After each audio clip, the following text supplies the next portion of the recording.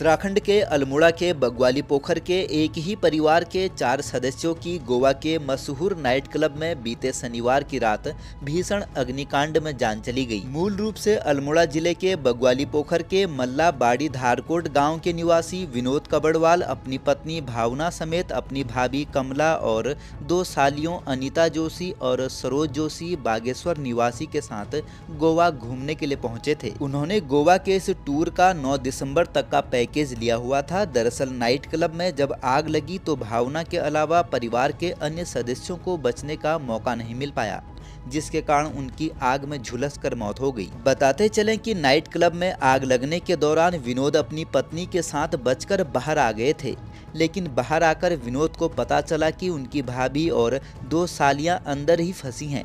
इसके बाद विनोद पत्नी को सुरक्षित बाहर छोड़कर फिर से क्लब के अंदर चले गए, लेकिन वह भी अपनी सालियों के साथ मौत के मुंह में समा गए।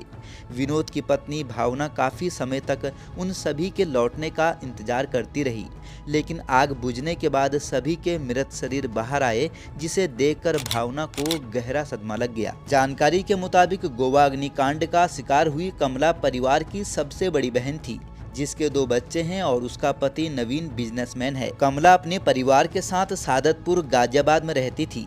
कमला और भावना दोनों बहनों की शादी एक ही परिवार में हुई थी, जिनके 2 बच्चे हैं। इस घटना के बाद भावना गहरे मानसिक सदमे में है और उनका चिकित्सकीय उपचार जारी है।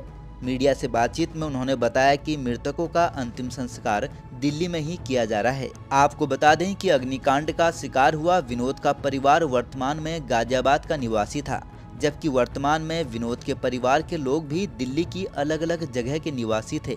उनकी दोनों सालियां अनीता और सरोज जोशी, जो कि मूल रूप से बागेश्वर निवासी थी और वर्तमान में रोहिणी दिल्ली में रहती थी। बता दें कि इस घटना के बाद मुख्यमंत्री धामी ने गोवा सरकार से अनुरोध किया है कि अगर किसी भी प्रभावित व्यक्ति की पहचान उत्तराखंड निवासी के रूप में होती है तो उनके परिजनों से तत्काल संपर्क स्थापित किया जाए और आवश्यक सहायता की जाए।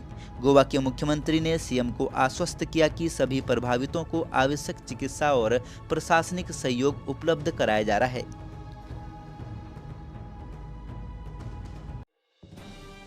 बने रहिए पहाड़ से मैदान की हर खबर के लिए देवभूमि दर्शन के साथ।